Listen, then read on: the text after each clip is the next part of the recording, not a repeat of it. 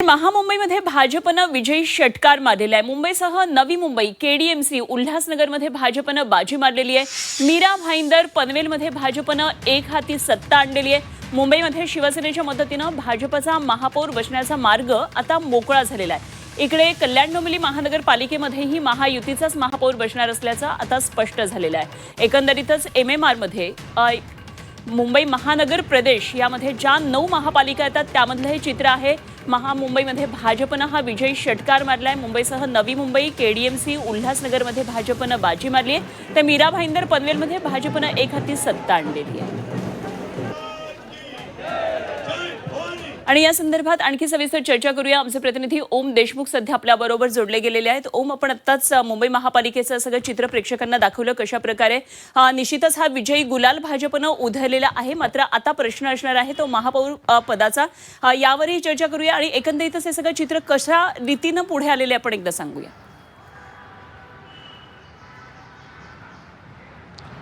अनुपमा, खरं तर महत्त्वाची काही निरीक्षणं या निवडणुकीच्या निकालानंतर खरं तर नोंदवली जात आहेत। पहिला मुद्दा म्हणजे होतं ते भाजपनं आणि महायुतीनं संपुष्टात आणलंय।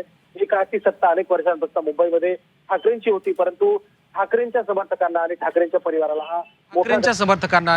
परिवाराला हा मोठा धक्का देत भाजपनं आपला झेंडा जो आहे तो मुंबई महापालिकेमध्ये रोवलाय। भाजपच्या स्वतःच्या 89, एकनाथ शिंदेच्या 29 अशा टोटल जवळपास 125च्या आसपास जागा जिंकून महापालिकेत महायुतीची सत्ता प्रस्थापित झालेली आहे। हा पहिला मुद्दा। दुसरा मुद्दा म्हणजे या निवडणुकीमुळे खरं तर ठाकरेंचं अस्तित्व किती राहणार हा देखील एक मुद्दा होता। यामध्ये मुंबईकरांनी 65 जागा उद्धव ठाकरेंना निवडून दिल्या, त्यामुळे दुसऱ्या बाजूला एकनाथ शिंदेपेक्षा उद्धव ठाकरे मुंबईमध्ये वरचढ ठरले, हे देखील स्पष्टपणे आता समोर आले। तिसरा महत्त्वाचा मुद्दा म्हणजे राज ठाकरेंच्या पक्षाची नेमकी स्थिती काय आहे, तर 2017 मध्ये जी संख्या होती त्याहून एक कमी असा 6 नगरसेवकांचा परफॉर्मन्स यावेळेला मनसेकडनं करण्यात आलाय। जर आपण महायुतीच्या विजयाचं जर आपण एकंदर चित्र पाहिलं तर मुख्यमंत्री देवेंद्र फडणवीस आणि उपमुख्यमंत्री एकनाथ शिंदे या दोघांच्या जोडगोळीचं हे यश मानलं जातंय। विशेषत्वानं मुख्यमंत्र्यांकडनं सातत्यानं प्रत्येक सभेमध्ये, बैठकीमध्ये आणि एकंदर सगळ्या कार्यक्रमांमध्ये ज्या पद्धतीच्या विकासाचं मॉडेल ठेवलं जात होतं त्याचं कुठेतरी हे यश आहे अशी एक प्रतिक्रिया आता व्यक्त केली जात आहे। मुंबई MMR भागांमधला सुद्धा तुम्ही उल्लेख केलात की मुंबईच नाही तर ठाणे असेल, कल्याण डोंबिवली असेल, नवी मुंबई असेल, बदलापूर असेल, उल्हासनगर असेल, या सगळ्याच भागामध्ये भाजपनं घवघवीत यश मिळवलंय।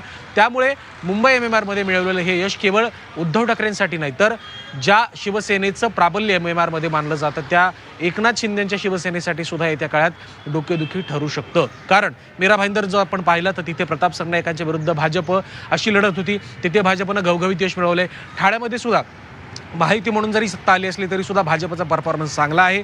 ज्या कल्याण डोंबिवलीवरून सातत्यानं वाद झाले त्या कल्याण डोंबिवलीमध्ये सुद्धा अगदी कट ही दोघांची आकडेवारी आहे। त्यामुळे या भागांमध्ये वाढलेला भाजपचा प्रभाव आज जरी उद्धव ठाकरेंसाठी धोकादायक ठरत असला तरी सुद्धा येत्या काळात एकनाथ शिंदेसाठी हा प्रभाव डोकेदुखी ठरू शकतो, हे या सगळ्या आकडेवारीतून स्पष्ट होते। पुणे पिंपरी चिंचवडच्या संदर्भात बोलायला गेलं तर पुणे आणि पिंपरी चिंचवडमध्ये सुद्धा अजित पवारांचं जे काही वर्चस्व होतं त्याला खूप मोठा सुरुंग भाजपनं लावलाय। या दोन्ही महापालिकांमधली सत्ता भाजपनं रिटेन केली आहे। खरं तर पुणे पिंपरी चिंचवडमध्ये शरद पवार आणि अजित पवार एकत्र येऊन या दोन अगदी पुण्यावर सुद्धा आपण नंतर चर्चा करूया। ओम, मात्र हे मुंबईतले चित्र जे आपण सांगितलं ते अत्यंत महत्त्वाचं होतं। मनसेच्या परफॉर्मन्स विषयी पण तुम्ही सांगितलं। एकंदरीतच आता खरं तर प्रश्न असणार आहे ते मुंबईतल्या महापौर पदाचा, अर्थात त्यावरही आपण नंतर चर्चा करूया। तुर्तास धन्यवाद दिलेल्या सगळ्या सविस्तर माहितीसाठी। ओम देशमुख आमचे प्रतिनिधी आपल्याबरोबर होते।